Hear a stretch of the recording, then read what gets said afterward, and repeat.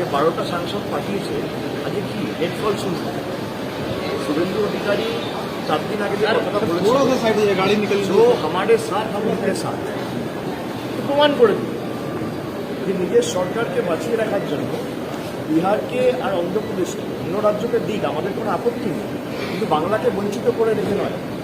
যে বাংলা স্বাধীনতা সংগ্রাম থেকে শুরু করে নবজাগরণের আন্দোলনকে পথ দেখিয়েছিল, দিশা দেখিয়েছিল সমস্ত দেশকে, সেই বাংলাকে তারা বঞ্চিত করে রাখছে। বাংলার মানুষ আবার জবাব দেবে। যে বাজেট আমি দেখলাম এবং আমি এতক্ষণ পর্যন্ত এত শর্ট টাইমে বাজেটের প্রত্যেকটা পাতা দেখা সম্ভব নয়, যেটা প্রিন্ট বুক বলে বা যেখানে সমস্ত ডিটেলস দেওয়া থাকে, তাতে কি আছে আমি জানি না তথ্য। এখনো সেটা আমার পার্লামেন্টে যারা মেম্বার আছে তারা বলবেন। এবং আমি যতদূর জানি তৃণমূল কংগ্রেসের বাজেট স্পিচ ওপেন করবে অভিষেক বন্দ্যোপাধ্যায়।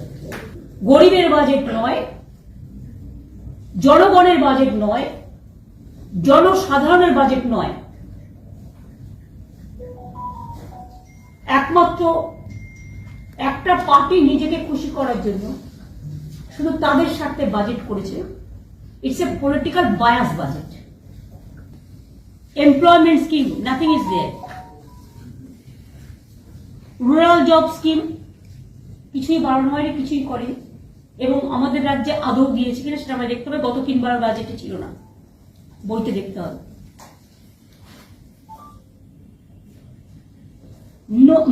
আমাদের 1,75,000 কোটি টাকা না,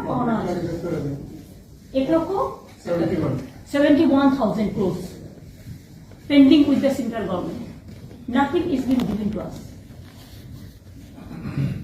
Central government हमारा उसका पास पड़ा है 1,71,000 रुपीज, लेकिन इसमें 1 पैसा भी नहीं दिया गया। उपरंतु बंगाल को वंचित किया है। 1,71,000 কোটি টাকার উপর আমরা পাই সেন্ট্রাল গভর্নমেন্টের কাছে। আমাদের টাকা এখান থেকে জিএসটি তুলে নিয়ে গেছে, এখন এক্সট্রা ট্যাক্স। আমাদের টাকা আমাদের দেয়নি, তাহলে জিএসটি করার কি প্রয়োজন ছিল? আগে আমরা ট্যাক্স করতে পারতাম, এখন তো কোনো ট্যাক্স আমরা করতে পারি না।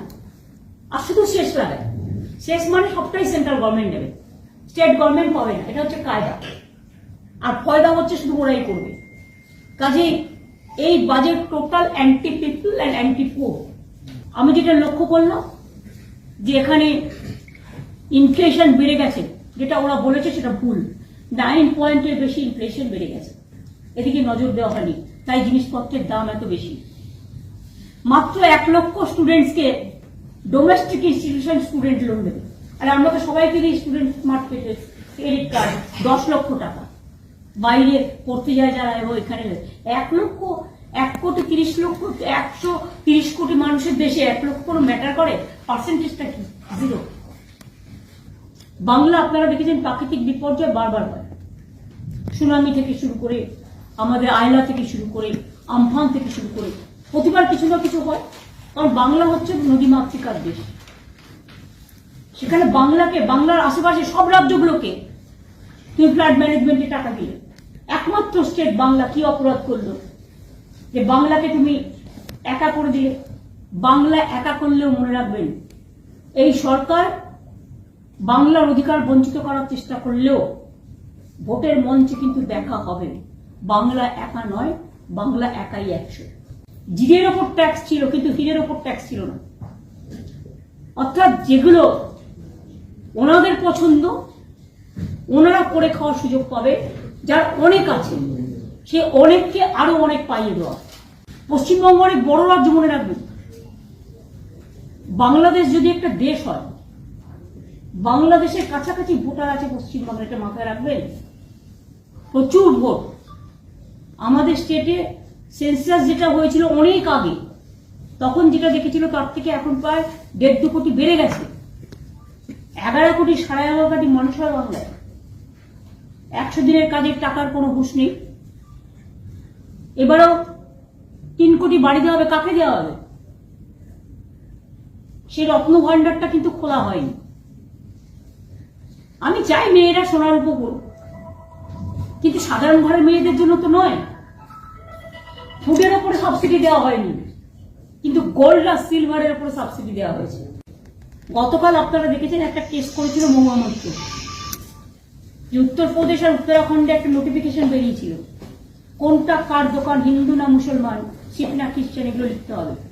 কোর্ট স্টে করে দিয়েছে সুপ্রিম কোর্ট। কেন স্টে করেছে? তার কারণ কে কি বিক্রি করছে তার নামগুলো জানলে ওরা গিয়ে তাদের উপরে আবার অত্যাচার করবে, সন্ত্রাস করবে। লকে কখনো এভাবে মানে আইনত একজন আরেকজনকে বঞ্চিত করতে পারে না। আমি এরকম কখনো দেখিনি।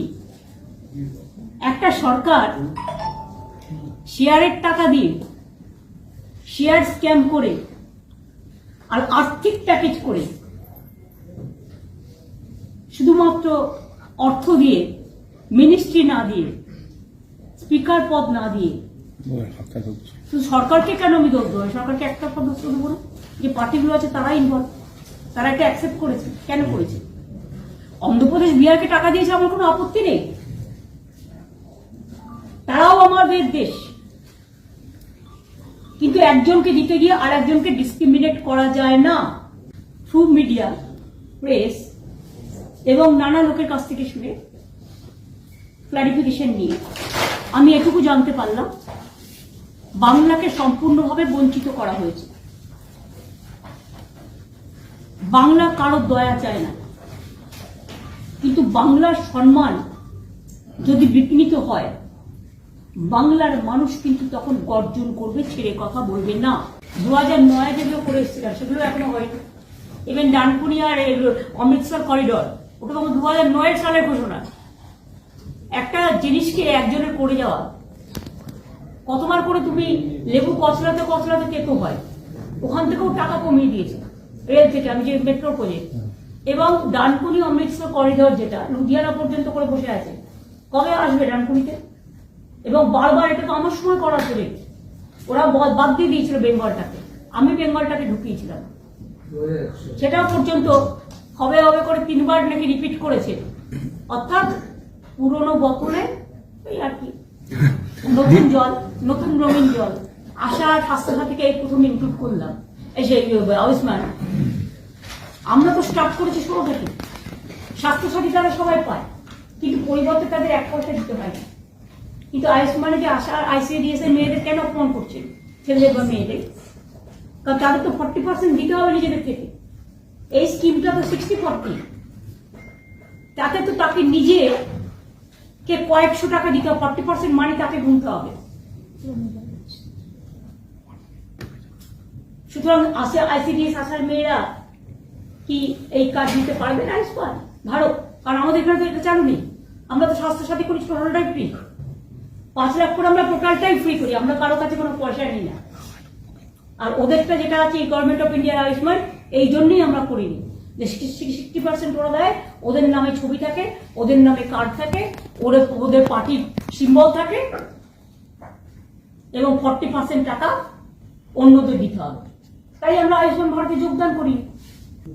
दीदी सिक्किम के लिए फाइनेंशियल असिस्टेंस ये उसको नेचर है। ये तो दार्जिलिंग का पहाड़ी भाई बहनों को इसको याद रखना चाहिए। सिक्किम को मिलने दो, हमारा कोई इतराज नहीं है, लेकिन सिक्किम को मिलना, बंगाल को डिप्राइव करना, दार्जिलिंग को, this I can not support. Didi, rail দুর্ঘটনা হয়েছে কিন্তু রেলের জন্য কোনো Didi, there is this Niti Aayog meeting which we heard you would be attending. Will you raise this matter with the Prime Minister at the meeting that Bengal is being deprived? They ask our statement before attending the meeting. So whatever is pending earlier, we are sending that draft to them for written speech. They are asking, you know, if whatever I will speak spontaneously.